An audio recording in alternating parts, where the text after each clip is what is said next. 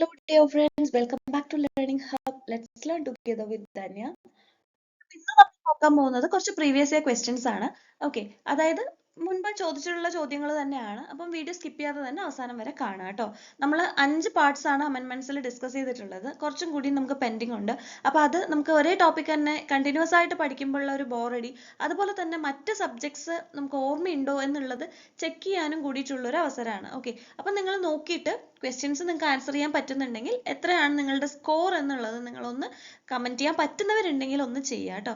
Okay, അതുപോലെ തന്നെ നിങ്ങൾക്ക് എന്തെങ്കിലും അഭിപ്രായങ്ങളോ നിർദ്ദേശങ്ങളോ ഉണ്ടെങ്കിൽ നിങ്ങൾ ആ കമന്റ് ബോക്സിൽ കമന്റ് ചെയ്യുക. വീഡിയോ ആദ്യമായിട്ട് കാണുന്നവരുണ്ടെങ്കിൽ ഒന്ന് സബ്സ്ക്രൈബ് ചെയ്ത് സപ്പോർട്ട് ചെയ്യുക. അടുത്തുള്ള ബെൽ ബട്ടൺ കൂടി എനേബിൾ ചെയ്യാൻ മറക്കരുത് കേട്ടോ. പിന്നെ നിങ്ങൾക്ക് യൂസ്ഫുൾ ആയി എന്ന് തോന്നുകയാണെങ്കിൽ ആ ലൈക്ക് ബട്ടണും ഒന്ന് പ്രസ് ചെയ്യുക. നമുക്ക് വേഗം ക്വസ്റ്റ്യൻസ് നോക്കാം, സമയം കളയുന്നില്ല. Next, question number 1. The KSCU is the biggest dash body of the cooperative movement in the state. Okay, അപ്പം കേരളത്തിലെ സ്റ്റേറ്റ് കോപ്പറേറ്റീവ് യൂണിയൻ സ്റ്റേറ്റിലെ കോപ്പറേറ്റീവ് മൂവ്മെന്റിന്റെ ഏത് ബോഡി ആയിട്ട് വരും? ഓക്കെ, അതായത് മാനേജിംഗ് ബോഡി ആണോ, ഒഫീഷ്യൽ ബോഡി ആണോ, നോൺ ഒഫീഷ്യൽ ബോഡി ആണോ, general body ആണോ? Okay, answer is non-official body. Okay, Kerala State Cooperative Union cooperative movement in non-official body ആണ്. Okay, നമ്മളുടെ സ്റ്റേറ്റിലെ കേരള സ്റ്റേറ്റിലെ കോപ്പറേറ്റീവ് മൂവ്മെന്റിന്റെ നോൺ ഒഫീഷ്യൽ ബോഡി ആണ്. ഓക്കെ, അപ്പം ഈ ഒരു ക്വസ്റ്റ്യൻ ഒരുപാട് വട്ടം ചോദിച്ചിട്ടുണ്ട് കേട്ടോ, സോ ഇമ്പോർട്ടൻ്റ് ആണ്. ഓക്കെ, അടുത്തത് second question. The state which passed first state cooperative act. Okay, ആദ്യം സ്റ്റേറ്റ് കോപ്പറേറ്റീവ് ആക്ട് പാസ്സാക്കിയിട്ടുള്ള സംസ്ഥാനം ഏതാണ്? Okay, Bihar, Bombay, Orissa, Madras. Answer is Bombay. Bombay ആണ് ആദ്യമായിട്ട് സ്റ്റേറ്റ് കോപ്പറേറ്റീവ് ആക്ട് പാസ്സാക്കിയിട്ടുള്ളത്. ഓക്കെ, അടുത്തത് ക്വസ്റ്റ്യൻ നമ്പർ 3.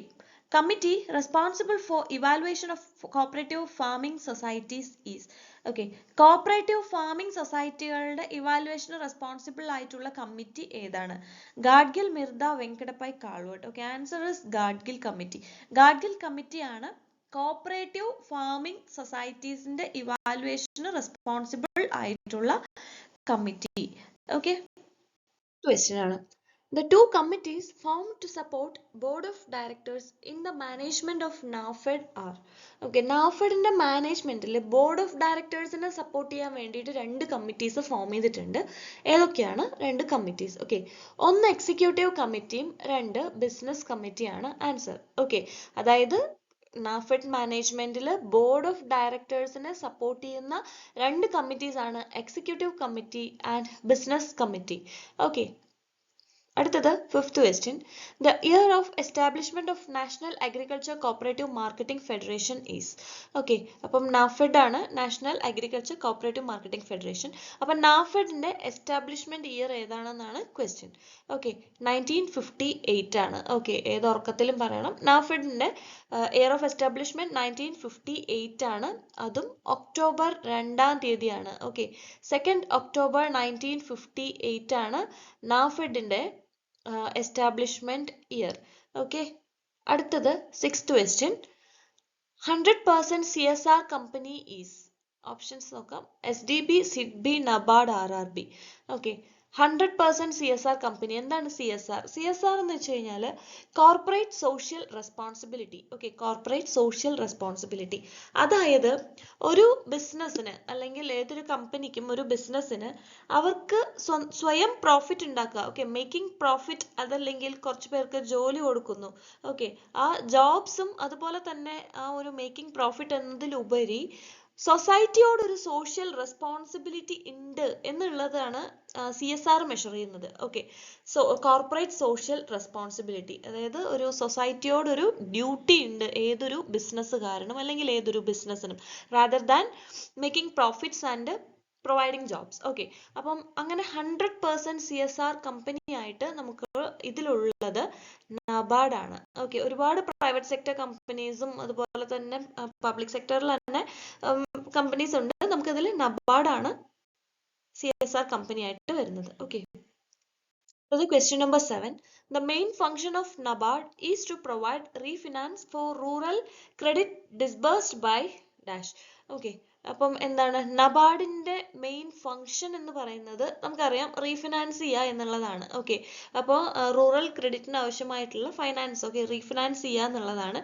അത് ഡിസ്ബേഴ്സ് ചെയ്യുന്നത് ഏതിൽ കൂടിയാണ്? ഓക്കെ, അതെങ്ങനെയാണ്? സ്റ്റേറ്റ് കോപ്പറേറ്റീവ് ബാങ്ക്സിൽ കൂടെയും അതുപോലെ തന്നെ റീജിയണൽ റൂറൽ ബാങ്ക്സിൽ കൂടിയിട്ട് RRBസിൽ കൂടിയിട്ടാണ് എന്താണ് റീഫിനാൻസിങ് നബാർഡ് പ്രൊവൈഡ് ചെയ്യുന്നത്. Okay, so the main function of NABARD എന്ന് പറയുന്നത് എന്താണ്? Refinancing for the rural credit ആണ്. അതെങ്ങനെയാണ് ഡിസ്ബേഴ്സ് ചെയ്യുന്നത്? Through state cooperative banks and regional rural banks. Okay, അടുത്തത് question number 8. The initial capital of NABARD is. നബാർഡിന്റെ ഇനീഷ്യൽ ക്യാപിറ്റൽ എത്രയാണ്? ഓക്കെ, ഇത് നമുക്ക് അറിയുന്ന ക്വസ്റ്റ്യൻ ആണ്. 100 crore ആണ് കേട്ടോ. 100 കോടിയാണ് നബാർഡിന്റെ ഇനീഷ്യൽ ക്യാപിറ്റൽ എന്ന് പറയുന്നത്. ഓക്കെ, അടുത്തത് question number 9. Mechanical audit is associated with. എന്താണ് മെക്കാനിക്കൽ ഓഡിറ്റ് എന്ന് പറയുന്നത്? ഓക്കെ, അപ്പോൾ അവിടെ നോക്കുന്നത് എന്താണെന്നുള്ളതാണ്. ഓപ്ഷൻസ് നോക്കി നോക്കാം നമുക്ക്.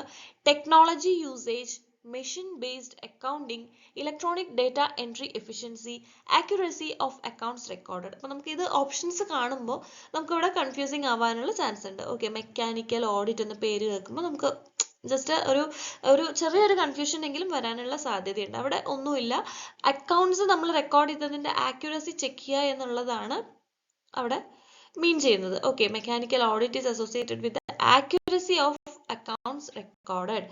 Okay, answer is option D. അടുത്തത് 10th ക്വസ്റ്റ്യൻ ആണ്. The following statements are related with cooperative sector in Indian constitution. Okay, നമ്മളുടെ ഇന്ത്യൻ കോൺസ്റ്റിറ്റ്യൂഷനിൽ കോപ്പറേറ്റീവ് സെക്ടറുമായിട്ട് ബന്ധപ്പെട്ടിട്ടുള്ള സ്റ്റേറ്റ്മെന്റ്സ് ആണ് താഴെ തന്നിട്ടുള്ളത്. ഓക്കെ, ഒന്നാമത്തെ സ്റ്റേറ്റ്മെന്റ് ആണ് article 43 of Indian constitution envisages the living wage etcetera four workers. Okay, article 43 പറയുന്നത് വർക്കേഴ്സിന് ആവശ്യമായിട്ടുള്ള വേജസ്, ഓക്കെ, ലിവിംഗ് വേജസ് ആണ് കാണിക്കുന്നത് എന്നുള്ളതാണ് ഒന്നാമത്തെ സ്റ്റേറ്റ്മെന്റ്. ഓക്കെ, രണ്ടാമത്തെ statement right to form cooperatives can be considered as a fundamental right. Article 14 says that it is right to equality, and article 19 1c as right to form associations or unions. Which of these statements are correct? Okay, അപ്പോൾ രണ്ടാമത്തെ statement എന്ന് പറയുന്നത് cooperatives form ചെയ്യുക എന്നുള്ളത് ഒരു fundamental right ആണ് എന്നുള്ളതാണ്. Okay, അത് പ്രതിപാദിക്കുന്നത് രണ്ട് ആർട്ടിക്കിളായിട്ടാണ്. ഒന്ന് ആർട്ടിക്കിൾ 14 റൈറ്റ് ടു ഇക്വാലിറ്റി, ഒന്നിച്ച്, അതായത് എല്ലാവരും തുല്യരാണ് അല്ലെങ്കിൽ തുല്യതയോട് കൂടിയിട്ട് ഇരിക്കാനുള്ള ഇക്വാലിറ്റി പറയുന്നത് ആർട്ടിക്കിൾ 14 ആർട്ടിക്കിൾ 19(1) പറയുന്നത് അസോസിയേഷൻസും യൂണിയൻസും ഫോം ചെയ്യാനുള്ള റൈറ്റ് ഉണ്ട് എന്നുള്ളതാണ്. ഓക്കെ, സോ നമുക്ക് ആർട്ടിക്കിൾ 19(1) പ്രകാരം കോപ്പറേറ്റീവ്സിനെ ഫോം ചെയ്യാം എന്നുള്ളത് ആ ഒരു റൈറ്റ് ഫണ്ടമെന്റൽ റൈറ്റ് ആയിട്ട് കൺസിഡർ ചെയ്യാമോ? അതാണ് രണ്ട് സ്റ്റേറ്റ്മെന്റ്സ്. ഓക്കെ, അപ്പൊ ഇതിൽ ഏതൊക്കെയാണ് കറക്റ്റ്? അപ്പൊ നമുക്ക് രണ്ട് പോയിന്റ്, അതായത് രണ്ട് സ്റ്റേറ്റ്മെന്റും കറക്റ്റ് തന്നെയാണ്. ആർട്ടിക്കിൾ 43 പറയുന്നത് ഒരു സ്ഥാപനത്തിൽ അല്ലെങ്കിൽ ഒരു കോപ്പറേറ്റീവില് വർക്കേഴ്സിന്റെ ലിവിംഗ് വേജ് ആണ് അവിടെ പറയുന്നത്. ഓക്കെ, രണ്ടാമത്തെ സ്റ്റേറ്റ്മെന്റ് അതുപോലെ തന്നെ റൈറ്റ് ടു ഫോം കോപ്പറേറ്റീവ്സ് എന്ന് പറയുന്നത് നമുക്ക് വേണമെങ്കിൽ കൺസിഡർ ചെയ്യാം, ഫണ്ടമെന്റൽ റൈറ്റ് ആയിട്ട് കൺസിഡർ ചെയ്യാം. ഓക്കെ, കാരണം നമുക്ക് 19(1) പ്രത്യേകം പറയുന്നുണ്ട് right to form associations and unions. Okay, unions, അപ്പൊ നമുക്ക് കോപ്പറേറ്റീവ്സ് ഒക്കെ നമുക്ക് യൂണിയൻ ആയിട്ടും അതുപോലെ തന്നെ അസോസിയേഷൻസ് ആയിട്ട് ഫോം ചെയ്യാനുള്ള റൈറ്റ് ഉണ്ട്. സോ നമുക്ക് അവിടെ കോപ്പറേറ്റീവ്സ് ഫോം ചെയ്യാനുള്ള റൈറ്റ് എന്ന് പറയുന്നത് ഒരു ഫണ്ടമെന്റൽ റൈറ്റ് ആയിട്ട് കണക്കാക്കാം. Okay, so both 1 and 2 are correct. Okay, അടുത്തത് question number 11. The minimum number of members required for registration in a cooperative society is. Okay, easy question ആണ്. 25 ആണ് അല്ലെ? 25 members from different family ആണ് നമുക്ക് ഒരു cooperative society register ചെയ്യാൻ ആവശ്യമായിട്ടുള്ള minimum number of members ആണല്ലോ. Next question number 12. Auditors plan of action is known as.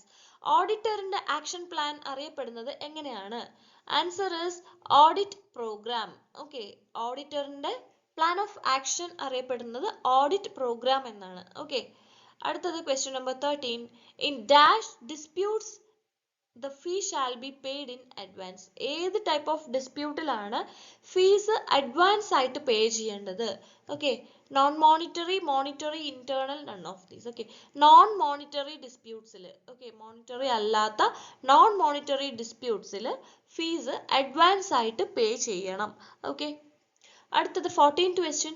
The cooperative legislation was started in the year. Cooperative legislation ഇന്ത്യയിൽ start ചെയ്തിട്ടുള്ള വർഷം എപ്പോഴാണ്? 1904 അല്ലെ? 1904 ആദ്യത്തെ കോപ്പറേറ്റീവ് മൂവ്മെന്റ് അല്ലെങ്കിൽ കോപ്പറേറ്റീവ് ലെജിസ്ലേഷൻ ഇന്ത്യയിൽ സ്റ്റാർട്ട് ചെയ്തിട്ടുള്ളത്. Okay, next question number 15. The chief executive of a service cooperative society is. ഒരു സർവീസ് കോപ്പറേറ്റീവ് സൊസൈറ്റിയുടെ ചീഫ് എക്സിക്യൂട്ടീവ് ആയിട്ട് ആക്ട് ചെയ്യുന്നത് ആരാണ്? Okay, manager, managing director, registrar, secretary. Okay, ആ സൊസൈറ്റിയുടെ സെക്രട്ടറി ആണ് ഒരു സർവീസ് കോപ്പറേറ്റീവ് സൊസൈറ്റിയുടെ ചീഫ് എക്സിക്യൂട്ടീവ് എന്ന് പറയുന്നത്. ഓക്കെ, അടുത്തത് question number 16. The powers of liquidator is mentioned in. Okay, ലിക്വിഡേറ്ററിന്റെ ചുമതലകൾ മെൻഷൻ ചെയ്യുന്ന ആ ഒരു സെക്ഷൻ ഏതാണ്? Okay, section 73. സെക്ഷൻ 73യിലാണ് ലിക്വിഡേറ്ററിന്റെ പവേഴ്സ് പറയുന്നത്. ഓക്കെ, അടുത്തത് question number 17. Rule dash lays down the classification of cooperative. ഏത് റൂൾ ആണ് സൊസൈറ്റിനെ ഇങ്ങനെയൊക്കെ തരത്തിൽ ക്ലാസിഫൈ ചെയ്യാം എന്ന് പറയുന്നത്?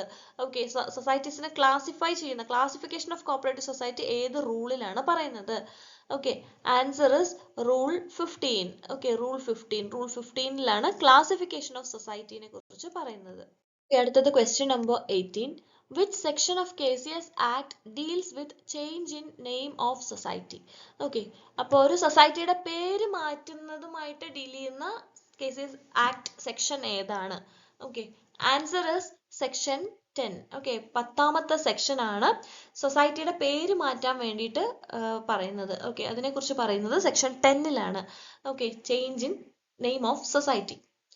Next question number 19.